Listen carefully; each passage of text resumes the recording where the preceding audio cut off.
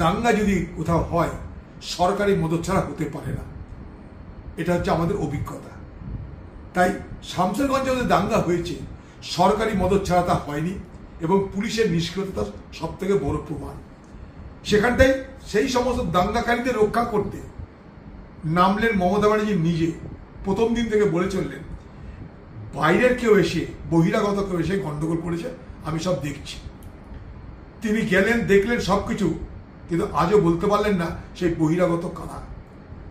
যারা গ্রেপ্তার হয়েছে 2-4 জন চিটপুট, তারা কিন্তু সব তৃণমূলের লোক। আমি সেখানটায় গেছি, সেখানকার মানুষের সঙ্গে কথা বলেছি, তারাও বলেছে যে যারা আমাদের গ্রাম লুট করেছে, আগুন ধরিয়েছে, তারা সব তৃণমূলের নেতা, কিন্তু আমরা তাদের নাম করতে পারবো না। সেখানকার স্থানীয় হিন্দু মুসলমান কিন্তু এই বিরোধ কখনো চাইনি, আজও চাই না। এটা পরিকল্পিতভাবে তৈরি করা একটা সাম্প্রদায়িক দাঙ্গা, এবং এই দাঙ্গার নায়ক তৃণমূলের নেতারা। আগেও বলেছি, আজও বলছি।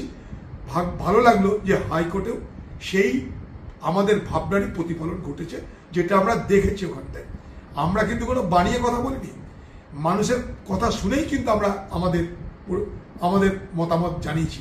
এবং আরো বলি আপনাকে, যখন দেখলো অতিরিক্ত হিন্দুদের উপর হামলাটা বেশি হয়ে গেছে, তখন পশ্চিমবঙ্গের তৃণমূল সরকার ওখানকার পুলিশকে দিয়ে, তারা কেন্দ্রীয় বাহিনীকে ব্যবহার করে সেখানটায় 2টো মুসলমান ওয়ার্ডে কিন্তু ভাঙচুর চালানো, এটাকে ব্যালেন্স করার জন্য।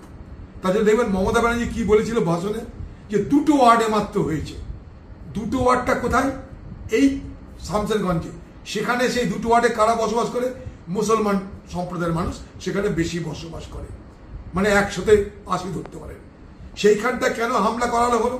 পুলিশ কেন্দ্রীয় বাহিনীকে তাদের মতন করে পরিচালনা করে সেখানে ভাঙচুর করানো হলো কেন? সেখানে গুলি চালানো হলো কেন? ব্যালেন্স করা। সাজুর মোড়ে কিন্তু কোনো সাম্প্রদায়িক দাঙ্গা হয়নি। সেখানে কিন্তু আন্দোলনকারীরা ওয়াকফ আইনের বিরুদ্ধে প্রতিবাদ করছিল। কোথাও কোথাও সাম্প্রদায়িক দাঙ্গা হয়নি, কিন্তু শামসেরগঞ্জে গিয়ে ব্যাপারটা সম্পূর্ণ উল্টো হয়ে গেল। ওয়াকফ আইনের বিরোধিতা থেকে সেখানকার তৃণমূলের নেতৃত্বে দুষ্কৃতিকারীরা সাম্প্রদায়িক দাঙ্গায় রূপান্তরিত করল। দেখুন, যেদিন থেকে মুর্শিদাবাদ জেলার জঙ্গিপুর সাব ডিভিশনের উমরপুর, সাজুর মোড় এবং সর্বশেষে শামসেরগঞ্জ একের পর এক ঘটনা ঘটছে, এই ঘটনার মধ্যে একটা ব্যাখ্যা দরকার। উমরপুর মোড়ে, সাজুর মোড়ে কিন্তু কোনো সাম্প্রদায়িক দাঙ্গা হয়নি। সেখানে কিন্তু আন্দোলনকারীরা ওয়াকফ আইনের বিরুদ্ধে প্রতিবাদ করছিল। কোথাও কোথাও সাম্প্রদায়িক দাঙ্গা হয়নি, কিন্তু শামসেরগঞ্জে গিয়ে ব্যাপারটা সম্পূর্ণ উল্টো হয়ে গেল। ওয়াকফ আইনের বিরোধিতা থেকে সেখানকার তৃণমূলের নেতৃত্বে দুষ্কৃতিকারীরা সাম্প্রদায়িক দাঙ্গায় রূপান্তরিত করল। অথচ সেখানে যারা আন্দোলনকারী, মূল আন্দোলনকারী যারা, তারা কিন্তু শান্তিপূর্ণভাবেই আন্দোলন করতে চেয়েছিল। এবং এখানে রাজনীতিটা এইভাবেই হলো যে এই বাজারে আবার তৃণমূলের পক্ষে ভোট ব্যাংকটা বাড়িয়ে নাও, কারণ কংগ্রেসের প্রার্থী ইশাখা সেখানটায় জিতেছে। আগামী দিন ভোটের হিসাব বলছে তৃণমূল সেখানটায় হারবে। তাই ছোটখাটো দাঙ্গা ঝঞ্ঝাট করে সাম্প্রদায়িক বিভাজনটা করে আবার বিভাজনের রাজনীতিটা পাকাপোক্ত করা। কিন্তু তারা বুঝতে পারেনি যে তাদের এই প্রশ্রয়ে, তাদের এই কপট রাজনীতির কারণে এবং এই সাম্প্রদায়িক রাজনীতিতে অংশগ্রহণের কারণে সারা শামসেরগঞ্জের এই ভয়াবহ দাঙ্গার দৃশ্য আমাদের দেখতে হবে। অর্থাৎ তারাই কিন্তু উকসিয়ে প্রশ্রয় দিয়ে মদত করে এই ঘটনাটা ঘটলো। প্রথম দিন থেকে বলে এসছি এটা আমরা, না হলে যেখানে থানা আছে, পুলিশ আছে, এবং যেখানে মুর্শিদাবাদের ঘটনা ঘটে চলেছে একের পর এক, তার আগে গুলিতে সাজুর মোড়ে একজন 21 বছরের ছেলেকে আমরা নিহত হতে দেখেছি। তারপরেও পুলিশ তার থানা থেকে দেখলেন 10 মিনিট দূরে যেখানে ঘটনা ঘটছে সেখানে যাওয়ার তারা প্রয়োজন মনে করলো না। যেখানে 10 মিনিটের রাস্তা, পুলিশ সেখানে 5 ঘন্টা থানায় বসে থাকলো। আমি সেদিনই বলেছি, দাঙ্গা যদি কোথাও হয় সরকারি মদত ছাড়া হতে পারে না। এটা হচ্ছে আমাদের অভিজ্ঞতা। তাই শামসেরগঞ্জে যে দাঙ্গা হয়েছে সরকারি মদত ছাড়া তা হয়নি, এবং পুলিশের নিষ্ক্রিয়তা সব থেকে বড় প্রমাণ। সেখানটাই সেই সমস্ত দাঙ্গাকারীদের রক্ষা করতে নামলেন মমতা ব্যানার্জি নিজে। প্রথম দিন থেকে বলে চললেন, বাইরের কেউ এসে, বহিরাগত কেউ এসে গন্ডগোল করেছে, আমি সব দেখছি।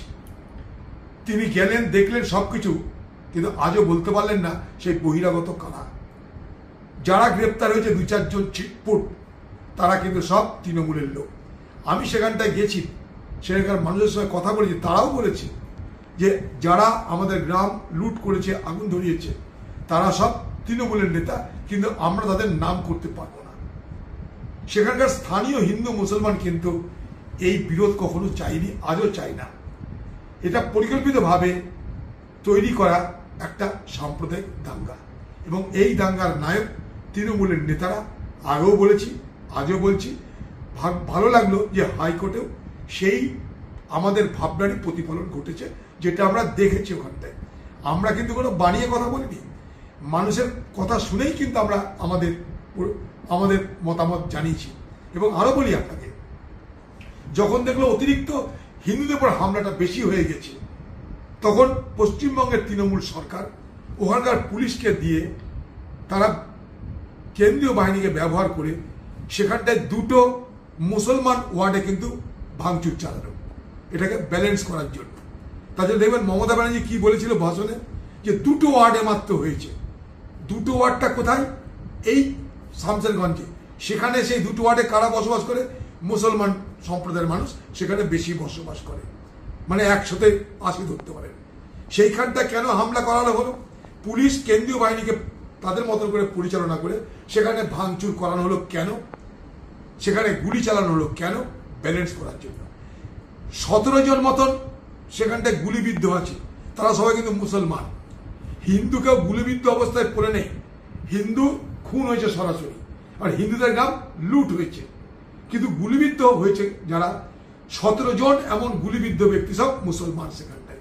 সেই জন্য মমতা ব্যানার্জি চালাকি করে কি বললো, দাঙ্গা তো 2টো ওয়ার্ডে হয়েছে।